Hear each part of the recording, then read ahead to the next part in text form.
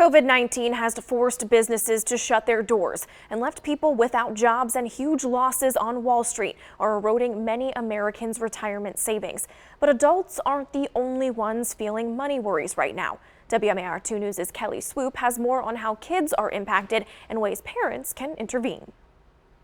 A big stack of bills and a small paycheck can add up to lots of stress. I work at Universal Studios and they send everybody home for 2 weeks. Money worries felt by parents can impact kids too. Clinical psychologist Kimberly Rink first began studying the mental health of young kids shortly after the economic recession a decade ago. The social scientist recruited 119 families with young children living near a large university. More than half of those families earned less than $50,000 a year. Parents reported economic pressures like having a tough time finding a job or difficulty paying bills.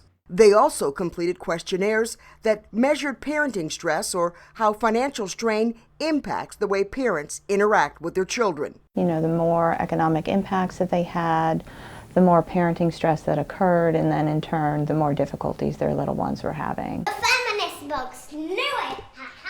When parents had higher stress, kids displayed internalizing behaviors like increased anxiety or internalizing behaviors like agitation and acting out. Rink says it's important to remember even young kids hear and understand a lot more than parents give them credit for.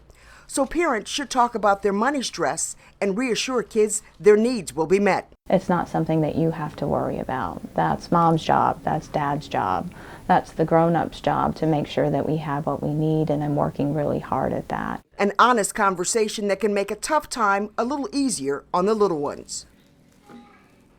Experts also suggest that parents feeling money stress should actively search out ways to reduce the stress so it doesn't impact their children. Reach out to social networks for emotional support, even if you feel it's awkward or inappropriate to talk about money. Also, make sure you're getting adequate sleep and exercise.